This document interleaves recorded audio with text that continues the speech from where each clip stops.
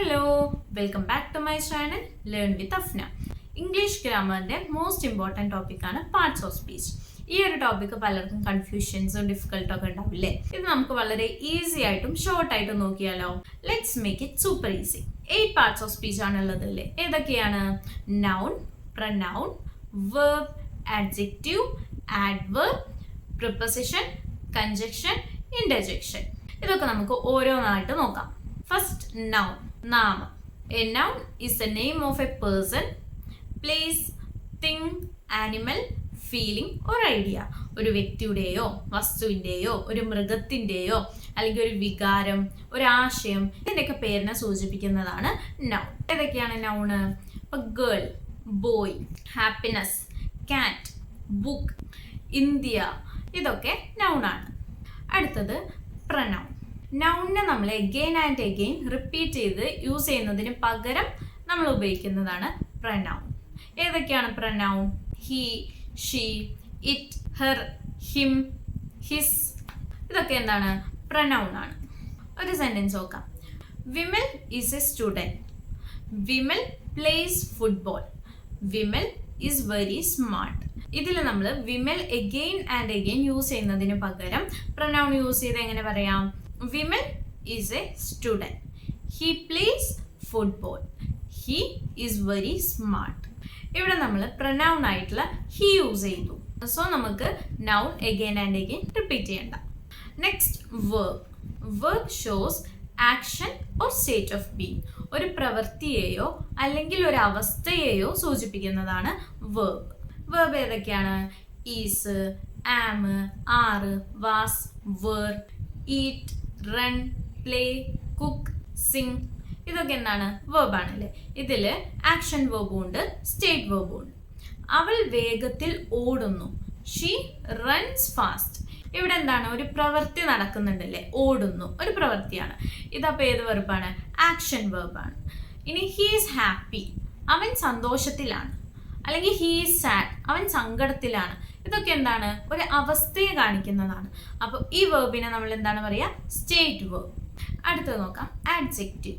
Adjective is a word that describes noun or pronoun. നൗണിനെയും പ്രനൗണിനെയും വിശേഷിപ്പിക്കുന്നതാണ് ആഡ്ജക്റ്റീവ്. ആഡ്ജക്റ്റീവ് നൗണിനെയോ പ്രനൗണിനെയോ കുറിച്ച് ഒരു എക്സ്ട്രാ ഇൻഫോർമേഷൻ നമുക്ക് തരും. എക്സാമ്പിൾ നോക്കാം. A beautiful girl. ഇവിടെ ഗേൾ എന്ന് പറയുന്നത് എന്താണ്? നമ്മൾ പറഞ്ഞു നൗൺ ആണ്.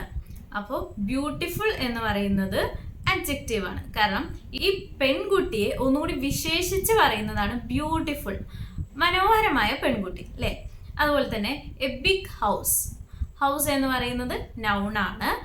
ബിഗ് എന്നുള്ളത് ഈ ഹൗസിനെ വിശേഷിപ്പിച്ച് പറയുന്നതാണ് ബിഗ്. അതുപോലെ തന്നെ എ കൈൻഡ് മാൻ.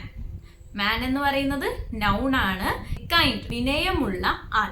ആ ഒരു മാനിനെ ഒന്നുകൂടി വിശേഷിച്ച് പറയുന്നതാണ് കൈൻഡ്. അടുത്തത് adverb. Adverb is a word that describes A verb, an adjective or another adverb. ഒരു വേർബിനെയോ അല്ലെങ്കിൽ ഒരു ആഡ്ജക്റ്റീവിനെയോ അതല്ലെങ്കിൽ മറ്റൊരു ആഡ്വേർബിനെയോ ഡിസ്ക്രൈബ് ചെയ്യുന്നതാണ് ആഡ്വർബ്. ആഡ്വർബ് ഏതൊക്കെയാണ്? Quickly, slowly, carefully, happily, now, then, here, there, soon, ഇതൊക്കെ എന്താണ്? ആഡ്വർബ് ആണ്. സെന്റൻസ് നോക്കാം. He runs quickly. അവൻ വേഗത്തിൽ ഓടുന്നു. ഇവിടെ വേർബ് ഏതാണ്? റൺസ്, ഓടുന്നു. എങ്ങനെയാണ് അവൻ ഓടുന്നത്? വേഗത്തിൽ. വേർബിനെ വിശേഷിപ്പിച്ച് പറഞ്ഞിട്ടുള്ളതാണ് ക്വിക്ലി, വേഗത്തിൽ. ക്വിക്ലി എന്നുള്ളത് ഇവിടെ എന്താണ്? വേർബിനെ മോഡിഫൈ ചെയ്തിട്ടുള്ള ആഡ്വർബ് ആണ്. She is very intelligent. അവൾ വളരെയധികം ബുദ്ധിമതിയാണ്. ഇവിടെ ഇന്റലിജന്റ് എന്നുള്ളത് എന്താണ്? ആഡ്ജക്റ്റീവ് ആണ്. കാരണം ഷീ എന്ന പ്രനൗണിനെ വിശേഷിപ്പിച്ച് വന്നിട്ടുള്ളതാണ് ഇന്റലിജന്റ്. സോ അതെന്താണ്?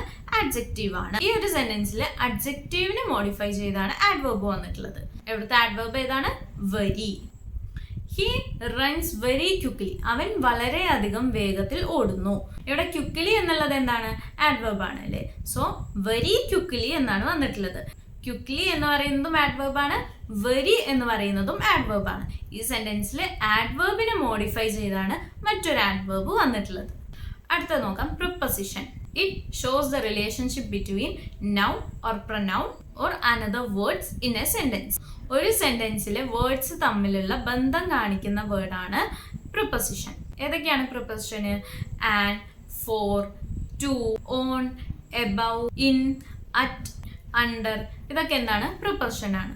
എക്സാമ്പിൾ പറയുകയാണെങ്കിൽ വെർ ഈസ് ദ ബുക്ക്, എവിടെയാണ് ബുക്ക് എന്ന് ചോദിക്കുമ്പോൾ നമുക്ക് പറയാം ആ ബുക്ക് ആ ടേബിളിന്റെ മുകളിലാണ്. അതെങ്ങനെ നമുക്ക് പറയാം? Book is on the table. On എന്നുള്ളതാണ് ഇവിടെ പ്രിപ്പോസിഷൻ വേർഡ് ആയിട്ട് വരുന്നത്. അതുപോലെ തന്നെ അവൾ സ്കൂളിലോട്ട് പോകുന്നു. She is going to school. To ആണ് ഇവിടെ പ്രിപ്പോസിഷൻ. അവൻ 2000 ജനിച്ചു. He was born in 2000. ഇവിടെ ഏതാണ് പ്രിപ്പോസിഷൻ? ഇൻ ആണ്. അടുത്തത് കൺജക്ഷൻ. കൺജക്ഷൻ എന്നത് രണ്ട് വാക്കുകളോ വാചകങ്ങളോ അല്ലെങ്കിൽ സെന്റൻസുകളൊക്കെ കൂട്ടിച്ചേർക്കാൻ വേണ്ടി ഉപയോഗിക്കുന്ന വേർഡിനെയാണ് നമ്മൾ കൺജക്ഷൻ എന്ന് പറയുന്നത്. കൺജക്ഷനിൽ ഏതൊക്കെ പെടും? For, and, but, until, because, when, nor, or, yet, ഇതൊക്കെ എന്താണ്? കൺജക്ഷൻ ആണ്. എക്സാമ്പിൾ നോക്കാം. എനിക്ക് ചായയും കാപ്പിയും ഇഷ്ടമാണ്. ഇതെങ്ങനെ പറയാം? I like tea. ഇനി നമ്മളൊരു കൺജക്ഷൻ വേർഡ് യൂസ് ചെയ്യാണ്, ആൻഡ് കോഫി. അതുപോലെ തന്നെ അവൾ പാവപ്പെട്ടതാണ് പക്ഷെ സത്യസന്ധതയുള്ളവളാണ്. ഇതെങ്ങനെ പറയാം? ഷീ ഈസ് പുവർ ബട്ട് എന്താണ്? കൺജക്ഷൻ വേർഡ് ആണ്. But honest. ലാസ്റ്റ് വൺ നോക്കാം, ഇന്റർജെക്ഷൻ. ഒരു സഡൻ ആയിട്ടുള്ള ഫീലിങ്ങോ ഇമോഷനൊക്കെ എക്സ്പ്രസ് ചെയ്യാൻ വേണ്ടി യൂസ് ചെയ്യുന്നതാണ് ഇന്റർജെക്ഷൻ. സന്തോഷം, സങ്കടം, ദേഷ്യം, അല്ലെ? എക്സാമ്പിൾ നോക്കാം. എത്ര മനോഹരമായ സ്ഥലമാണ്. ഇത് നമുക്ക് എങ്ങനെ പറയാം? Wow, what a beautiful place. അല്ലെങ്കിൽ അയ്യോ ഞാൻ എൻ്റെ ബസ് മിസ്സാക്കി. Oh no, I missed the bus. ഇന്നത്തെ വീഡിയോയിൽ നമ്മൾ ഇത്രയാണ് പറയുന്നുള്ളൂ. വളരെ ഷോർട്ട് ആക്കിയിട്ടാണ് പറഞ്ഞിട്ടുള്ളത്. ഓരോന്നും ഡീറ്റെയിൽഡ് ആയിട്ട് ഞാൻ വേറെ വീഡിയോ ചെയ്യുന്നതായിരിക്കും. നിങ്ങൾക്ക് ഈ വീഡിയോനെ കുറിച്ചിട്ടുള്ള വല്ല ഡൗട്ട്സോ സജഷൻസോ ഉണ്ടെങ്കിൽ നിങ്ങൾക്ക് കമന്റ് ബോക്സിൽ ചോദിക്കാവുന്നതാണ്. അടുത്ത വീഡിയോ ആയിട്ട് ഞാൻ വരുന്നത് വരേക്കും ബൈ.